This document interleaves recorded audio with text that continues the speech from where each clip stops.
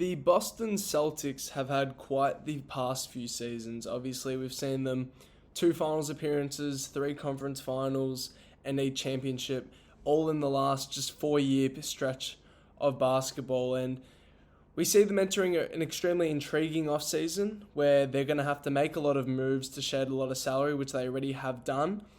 And there probably is no doubt to be more moves made on the horizon as they look towards a real pivotal year next season to see what they can maximize out of the Tatum and Jaylen Brown tandem when Tatum comes back from his Achilles tear. In the past few years, obviously, with the Tatum and Jaylen Brown tandem, we've seen the Celtics been able to hide the flaws that both of them presented as superstar duos who aren't, fully exceptional. Every single superstar has flaws, and every duo will have flaws in between them as well. And these two were no exception to that. In 2022 and 2023, we saw their lapses in passing, shot making, some play finishing stuff off ball, and bringing in guys like developing a guy like Derek White, bringing in a guy like Drew Holiday, Kristaps Porzingis, that was able to hide a lot of those flaws that did arise in some of their biggest playoff moments. And obviously being above the second apron is something that the Celtics really want to avoid. And obviously after claiming their title and last year still winning 61 games, they had to get rid of Kristaps Porzingis and Drew Holiday, who have already been shipped off in deals. And then also Al Horford and Luke Cornett are question marks for Boston if they can retain them in free agency. But as far as next season goes, the biggest storyline and narrative that we've seen is Jayson Tatum's injury and what this means for Boston going forward. Obviously, the Achilles tear to Jayson Tatum, who's going to probably be out for all of next season, has been the major catalyst for Boston needing to make these deals. I mean, using next year as a year to be able to revitalise the roster for when Tatum returns is extremely important.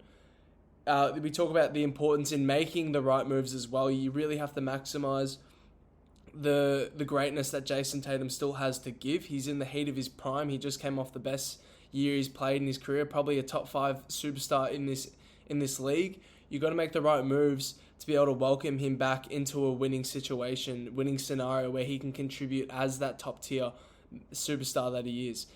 Overall, though, Tatum's injury kind of allows Boston to review their future for the second half of that superstar pairing between Tatum and Jaylen Brown.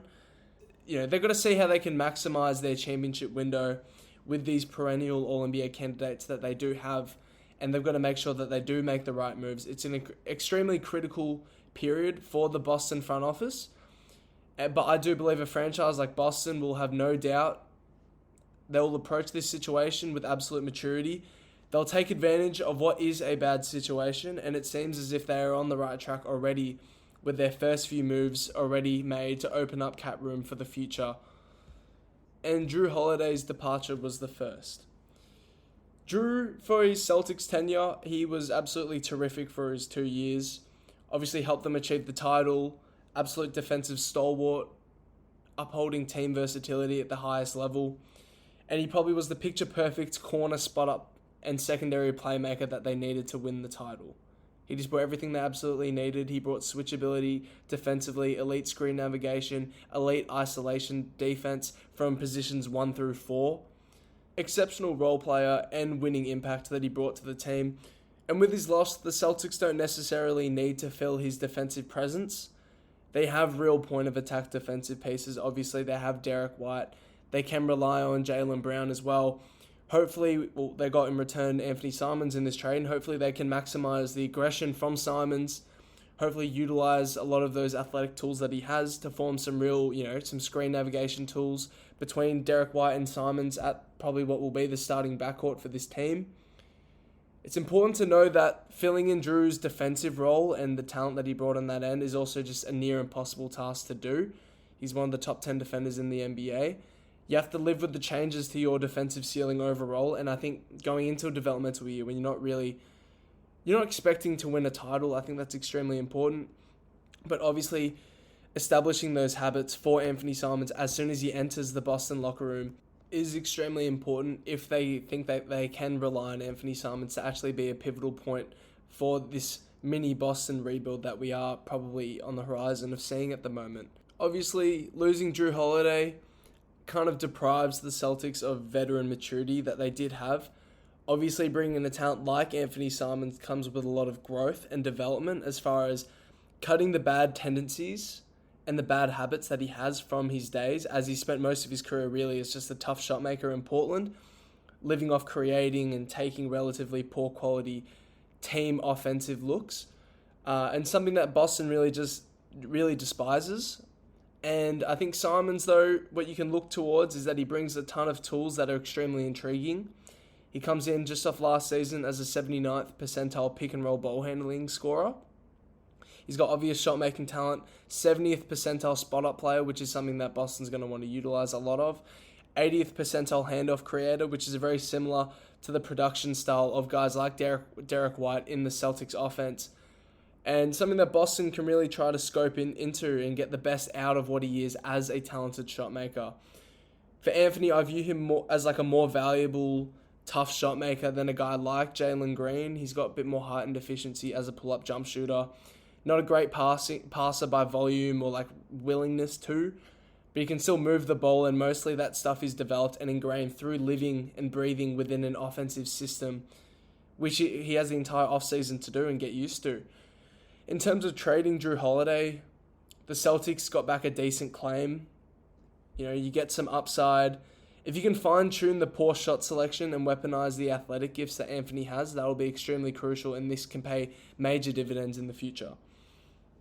In terms of the second move that Boston had to make, Kristaps Porzingis' departure as well, just another massive off-season move, losing your all-star big man, who was absolutely riddled with illness throughout the entire second portion of last year and led into his poor playoff production after having such an incredible regular season as far as efficiency and offensive value and defensive rim protection goes. KP, like Jrue Holiday, was equally as huge for Boston. Obviously, at his absolute peak in his 2-year tenure with Boston, he was probably their second most valuable player. I thought halfway through last season you would have been thinking that. Obviously, with the health fluctuations that we saw, you couldn't see that version of KP for very long. But he did piece together what was 2 exceptional seasons. Together in that 2-year span, he averaged 27 and 2 blocks on 50, 39, 84 splits, and was by far the most efficient post-up machine for the past 2 years, even over guys like Nikola Jokic. And he gave them the finalizing piece that Boston desperately needed to be able to max out that offensive skill and offensive talent on that roster, and made them nearly untouchable in that 2024 season. In the trade, the Celtics got back a relatively small hole as far as talent goes. They did dump off his salary, which was the main goal in this trade. They get back Georges Niang from Atlanta with a second round pick. The thing with KP is that his talents for Boston were purely adding to the abundance of spacing and offensive firepower that they already had. And though Tatum's injury, I don't think this will deprive them too much in the long run, especially when JT comes back. Obviously, bring in a guy like Georges Niang, a movable piece who can offer some value as that versatile offensive screening big, offer some value as a spot-up piece. Traditionally, he's got a 41% catch-and-shoot jumper as of last season. He brings a lot of like mature contributions to a team offense, like he did to Atlanta in the later portions of last season. Contributes to team offense at a decent level. He can connect actions together. He's a pretty big ball handler as well. The Celtics aren't going to be relying on him for any drastic offensive load, obviously, but he can come in and provide some decent minutes in what will be this developmental period for Boston. The Celtics in this deal, though, obviously lost a ton of rim protection value. They lost a massive, reliable possession-based scoring force that Kristaps Porzingis could bring with his play and efficiency at the elbow and in the post as well. Something that was requisite to free up in their front office, though, was being able to get rid of his salary off the books. That opens up their ability to make decisions in the future from their front office. They have less restrictions with future trades and signings that they may make. So for this trade, obviously you're losing a ton of talent off the rip, but this trade was an absolute win for the Boston organization as you rip off millions of dollars off the books. In terms of who they've picked up over the offseason, in the NBA draft, we saw Hugo Gonzalez get picked up by the Celtics late in the first round.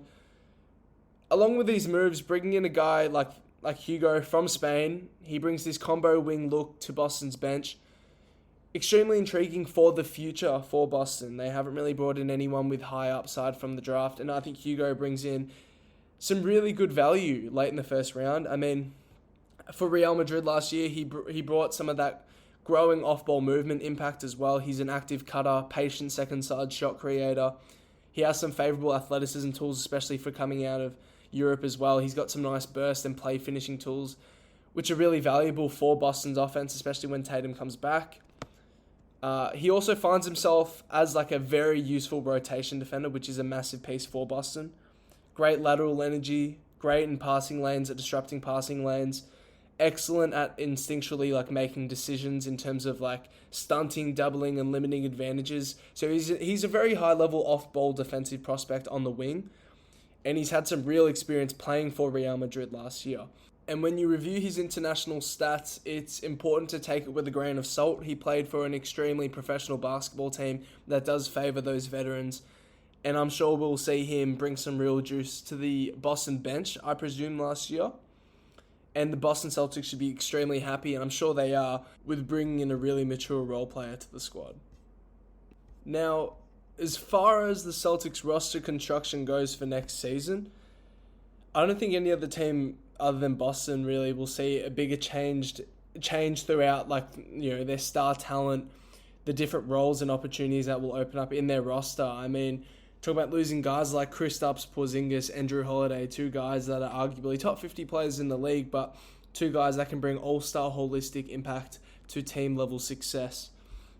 You can bank on a starting lineup for next season for Boston looking like, you know, either Peyton Pritchard or Anthony Simons. Obviously, Peyton Pritchard brings more of that quality offense. He brings more of that off-ball juice at the moment. He brings a bit more defensive stability as well.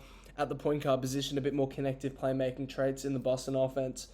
But obviously, Anthony Simons brings you that ceiling, which is maybe a bit more desirable. And obviously, because it's going to be a developmental year, maybe you go with the guy with the higher ceiling, the guy with more athleticism, and the guy with probably more pull-up shot quality against like top-tier point-of-attack defenses.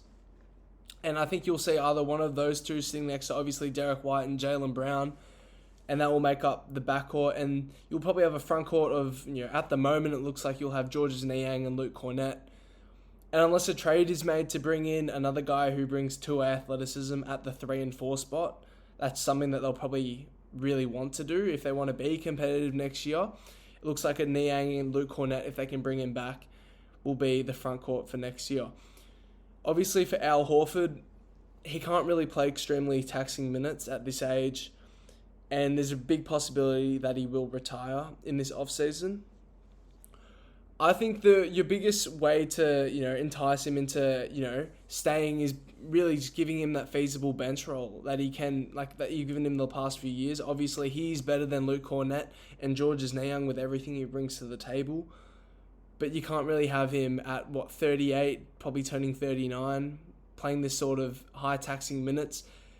Having a bench role for him that he can provide that, you know, the same screening value, that connective playmaking, that defensive switchability, allowing him to give small doses of that throughout the regular season is important to keep him invested in continuing his career at this age.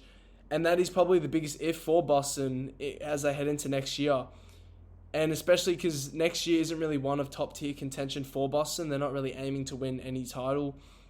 That may seem as kind of useless for Al Horford to continue his career unless he's projecting to, you know, continue playing for when Jayson Tatum does come back. But he is at that age where it is a big question mark for him. And obviously Boston will be extremely happy to bring him back as that veteran presence, but also as their most talented frontcourt piece that they do have on the roster.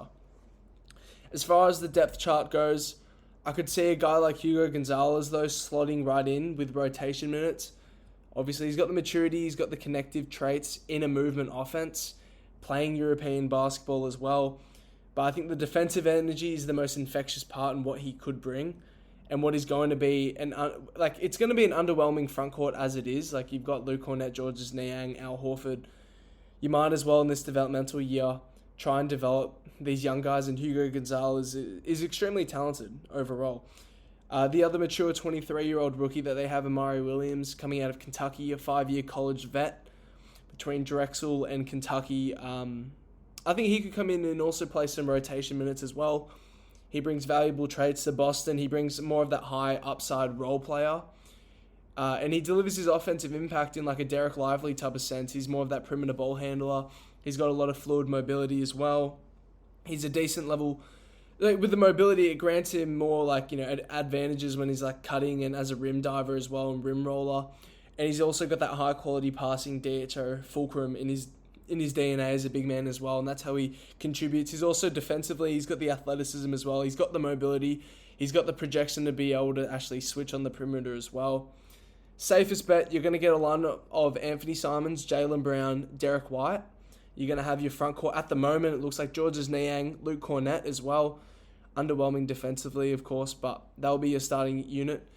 And then you're going to have a bench of Sam Hauser, who's most likely, it looks like he's safe, according to recent reports as well from trade talks. You're going to have Sam Hauser, Hugo Gonzalez, Al Horford, and Amari Williams. Obviously, significantly worse off than the Boston that we've seen for the past 2 years.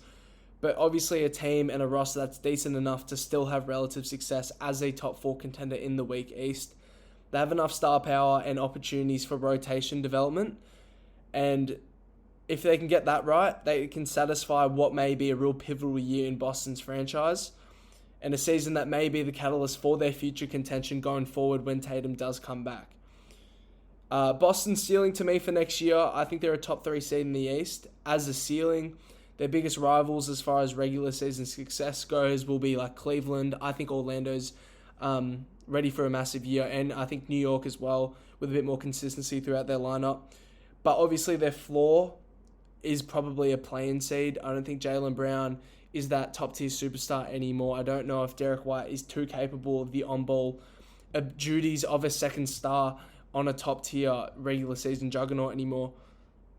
These are question marks that Boston will have to answer this season. Their success really just depends on how great Jaylen Brown can be. He is a physical apex athlete who can feast as that isolation scorer, an isolation creator who can create advantages.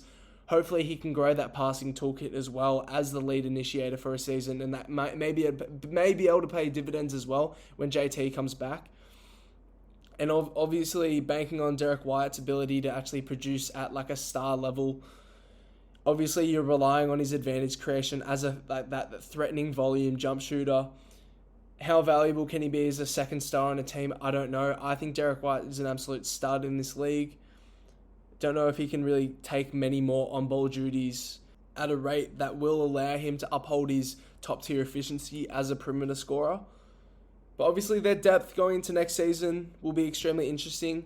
They have some real mature rookie pieces to add to their future. Amari Williams comes in with a bit more of that floor, but Gonzalez can find himself flourishing if he can sharpen that spot-up jumper as well, continue developing that closeout attacking footwork, floater, and composure that he showed at Real Madrid.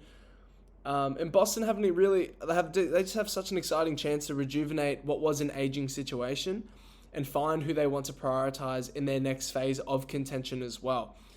Obviously, the biggest piece that they've added, Anthony Simons, how much can he contribute to team offense and utilize his shot-making gifts as an off-ball asset?